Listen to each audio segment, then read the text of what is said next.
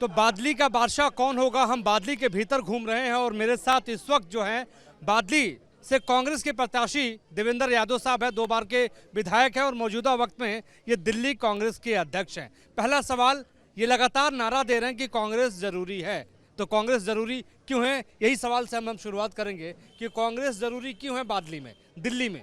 देखिए, अगर करप्शन से छुटकारा पाना है तो कांग्रेस ज़रूरी है। अगर महंगाई कम करनी है तो कांग्रेस ज़रूरी है। अगर बेरोजगारी कम करनी है तो कांग्रेस ज़रूरी है। अगर बुजुर्गों को पेंशन मिलनी है तो कांग्रेस ज़रूरी है। अगर गरीबों का राशन कार्ड बनना है तो कांग्रेस ज़रूरी है। और गली कूचों में जिस तरीके का गंदगी का माहौल है, अगर यहाँ पे सफाई चाहिए तो कांग्रेस ज़रूरी है। अगर हर महिला के खाते में 2500 चाहिए तो कांग्रेस ज़रूरी है। और इसी प्रकार से अगर मैं कहूँ हर व्यक्ति को स्वास्थ्य बीमा चाहिए 25 लाख का तो कांग्रेस ज़रूरी है। और इसी प्रकार से हर युवाओं के लिए 8500 रुपये हर महीना अगर चाहिए तो कांग्रेस ज़रूरी है। घर में राशन की किट आए और 500 में सिलेंडर आए जिसमें चीनी भी आए तो कांग्रेस ज़रूरी है। और अगर 300 यूनिट फ्री चाहिए तो भी कांग्रेस ज़रूरी है। इसलिए कांग्रेस ज़रूरी है क्योंकि कांग्रेस हमेशा ना सिर्फ सबका ध्यान रखती है, वो सबको साथ लेकर चलना भी जानती है, उसको शासन चलाना आता है। हमने 15 साल में कांग्रेस ने दिल्ली को जिस ऊंचाइयों तक पहुंचाने का काम किया, आज कहीं ना कहीं उसका 4 कदम पीछे हटते हुए आज पॉल्यूशन की हालत बहुत ख़राब है, आज यमुना की हालत ख़राब है। आज अगर मैं कहूँ बेरोजगारी और जो महंगाई है वो आसमान छू रही है। तो ये सारे ऐसे मुद्दे हैं जिससे ना सिर्फ दिल्ली त्रस्त है बल्कि बादली तो विकास के लिए भी तरस रही है। बादली में हमने अपने समय में जो काम किए, यही मैं सवाल आपसे करूंगा कि बादली से आप 10 साल तक विधायक थे और आपके वक्त में जो काम हुए उसको लोग चर्चा तो कर रहे हैं, बात तो कर रहे हैं, लेकिन 10 साल से आम आदमी पार्टी के विधायक हैं यहाँ पर, वो भी दावा कर रहे हैं, तो आपके सामने कितनी बड़ी चुनौती है? अब दावे की सच्चाई तो जनता जानती है। मैं आज यहाँ अभी बादली गांव में खड़ा हूँ, यहाँ की चौपाल हैं, यहाँ के पार्क हैं, यहाँ पर मेट्रो कोई लाया तो देवेंद्र यादव लाया, यहाँ पर रेलवे अंडरब्रिज बनाया तो देवेंद्र ने बनाया, कांग्रेस ने बनाया। यहाँ की शमशान भूमि अगर को ठीक किया, एक अच्छा जगह लोकेट किया तो देवेंद्र यादव ने किया। यहाँ के कम्युनिटी सेंटर बनाया तो देवेंद्र यादव ने बनाया। यहाँ के पार्क की ध्यान किसी ने रखा तो देवेंद्र यादव ने किया। और अगर मैं कहूँ कि हर बुजुर्ग को पेंशन देने का काम किया तो वही हमने ही किया। मैं पूछना चाहता हूँ कि कौन सा ऐसा काम है जिसकी वो कहते हैं कि हमने किया। अरे हमने तो बाकायदा जो हमारा कार्यकाल था उस समय जो हमने काम करके दिखाए हैं उसका पर्चा निकाला है। आज एक पर्चा दिखा तो दें कि किया क्या है। सिर्फ और सिर्फ झूठे वादे, सिर्फ झूठी बातें, लोगों को गंदा पानी देने का काम अगर किसी ने किया तो आम आदमी पार्टी ने किया है। अगर महंगी बिजली का दंश आज झेलने को पड़ रहा है, आज हर एक घर में आप जाके चेक करिए कितना कितना बिजली का बिल आ रहा है, तो वो काम है आम आदमी पार्टी का। लेकिन सवाल यहाँ का बादली का सबसे बड़ा मुद्दा यहाँ का बलेसवा का जो जहाँ पे कूड़ा घर है, कूड़े का पहाड़ है, अब तक वो हट नहीं पाया है। तमाम लोग कह रहे हैं कि बीमारियाँ हो रही हैं, समस्याएं हो रही हैं, क्या कहेंगे, मानते हैं इस चुनाव में बड़ा मुद्दा है? देखिए, लैंडफिल साइट एक पुराना मुद्दा है और उसके लिए हमने ना सिर्फ संघर्ष किया बल्कि हमने अपने समय में ही ये सुनिश्चित भी किया कि जो इस तरफ का पोर्शन था उसको हमने पीडब्ल्यूडी में हैंडओवर करवा कर उसको ग्रीन में डेवलप करवा दिया। हमने जब बादली की जनता ने ये देखा कि ये कूड़े का पहाड़ लगातार बढ़ रहा है तो हमने अपने नेतृत्व में इसके खिलाफ ना सिर्फ जन आंदोलन किया बल्कि उसके लिए कोर्ट भी गए, उसके लिए एलजी का दरवाज़ा खटखटाया, उसके लिए हर वो दरवाज़ा खटखटाने का काम हमने किया जिसकी ज़रूरत थी। आज 11 साल हो बीत चुके हैं उस बात को, वो बढ़ा कहाँ पर? जो 2023 में जिस पहाड़ को ख़त्म हो जाना चाहिए था आज 25 में पहुँच गए हैं, आज वो ख़त्म होता तो दिख नहीं रहा है। तो ये जो शासन की कमियां हैं, जो ये प्रशासन की कमियां हैं और जिसमें आज भ्रष्टाचार पूरी तरीके से घुस गया है, ये उसका नतीजा है कि जो प्रोजेक्ट्स काम होते हैं वो पूरे ही नहीं होते हैं। मुझे याद है कि दिल्ली में यहाँ पे जब हम विधायक के रूप में थे तो हमने 125 करोड़ रुपए की सीवेज लाइन डालने का काम किया पूरे क्षेत्र में। आज दुख होता है कि 11 साल में उन सीवेज में कनेक्शन नहीं हो पाया, अभी तो कोई काम नहीं हो पाया। कनेक्शन नहीं हो पाया। हमने 7400 मकान गरीब लोगों को जो झुग्गी झोपड़ी में रहते थे उनके लिए 7400 मकान 2015 में तैयार करके दिए। 11 साल में वो उसकी चाबी तक नहीं दे पाए हैं। तो ये जो है आम आदमी पार्टी का शासन है। देवेंद्र भाई, आम आदमी पार्टी कह रही है कि वो भी फ्री बिजली देगी, वो भी फ्री पानी देगी, फ्री यूनिट देने की बात सब कुछ वो कर रहे हैं, फ्री किट देने की बात कर रहे हैं।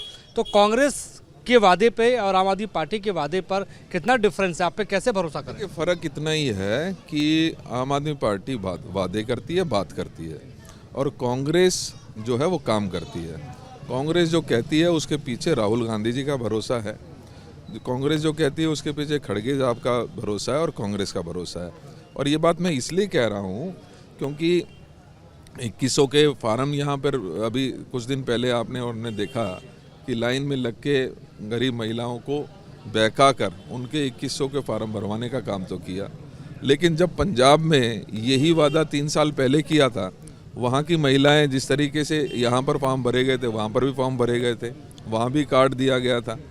अब जब वो यहाँ दिल्ली में केजरीवाल जी के घर पर आती हैं तो उनको डंडे मिलते हैं, उनको जेल जाना पड़ता है। लेकिन हमने जो वादा किया, चाहे कर्नाटका में 2000 रुपये की बात कही तो पिछले 1 साल से वहाँ पर मिल रहा है। हमने अगर झारखंड में ये बात कही तो 1100 रुपये चुनाव से पहले मिल रहे थे, 2500 का वादा किया, 1 महीना हुआ नहीं है, 2500 रुपये हर महिला के खाते में पहुँच गए हैं। हमने हिमाचल में बात कही तो हिमाचल में हम 1000 रुपये देने का काम कर रहे हैं। तो कहने का तात्पर्य ये है कि कुछ लोग ऐसे हैं जो सिर्फ बातें करते हैं। केजरीवाल जी जो अपने बच्चों की कसम खाकर उसके ऊपर मुकर जाएं तो उस व्यक्ति का क्या भरोसा है? चलिए, ये तो हो गई सियासी बातें, लेकिन सवाल ये है कि बादली को लेकर विजन क्या है और बादली के भीतर विजन, क्योंकि 10 साल तक देवेंद्र यादव विधायक थे। अगर आप जीतते हैं, आपकी सरकार बनती है, तो क्या विजन होगा आपके लिए? क्या बदलेंगे बादली में? देखिए, आज बादली का जैसे मैंने पहले भी कहा कि हमने एक सुनियोजित तरीके से एक विजन के साथ इस बादली को आगे बढ़ाने का काम किया था। जहाँ जहाँ अंडरपासेस की ज़रूरत थी वहाँ अंडरपास बनाने का काम किया, जहाँ पर फ्लाईओवर बनाने थे वहाँ फ्लाईओवर बनाए, मेट्रो की ज़रूरत पड़ी तो मेट्रो खींचकर 4.5 किलोमीटर हम जहांगीरपुरी से अपने क्षेत्र तक लेकर आए। इसी प्रकार से चाहे वो स्टेडियम है बच्चों के, युवाओं के लिए, या छोटी छोटी समस्याएं हैं, जैसे बहुत सारी अनऑथराइज कॉलोनीज़ हैं, हमने वहाँ आइडेंटिफाई किए थे, प्लॉट्स पड़े हैं, वहाँ पर उनको कम्युनिटी सेंटर बना दिया जाना चाहिए था, आज नहीं है। वहाँ के सीवेज को प्रॉपर तरीके से चलवाना चाहिए था, वो आज गायब है। आज हर युवा जो हमारा है वो सशक्त रहे, उसकी व्यवस्था हमने की थी।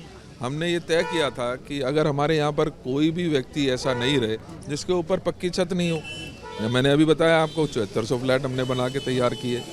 उस विजन को हम आगे लेके जाना चाहते हैं। उसी विजन को आप आगे लेके जाना चाहते हैं। लेकिन हम अगर मेट्रो आज बादली तक पहुंची है तो कल स्वरूपनगर तक भी पहुंचनी चाहिए थी, वही मेट्रो कल राणा पार्क तक भी पहुंचनी चाहिए थी, लेकिन नहीं पहुंच पाई। एक कदम आगे।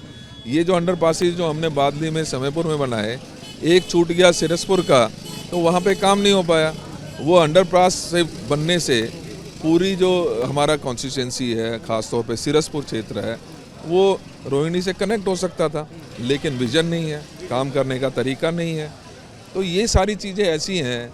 हमने स्टेडियम बच्चों के लिए तैयार कराने का काम किया, उसकी जगहें चिन्हित की, उसकी बाउंड्री करवाई, उसकी भरत करवाया, 16 करोड़ रुपए सेंक्शन करा दिए रूरल डेवलपमेंट बोर्ड से, लेकिन एक ईंट लगी तो नहीं।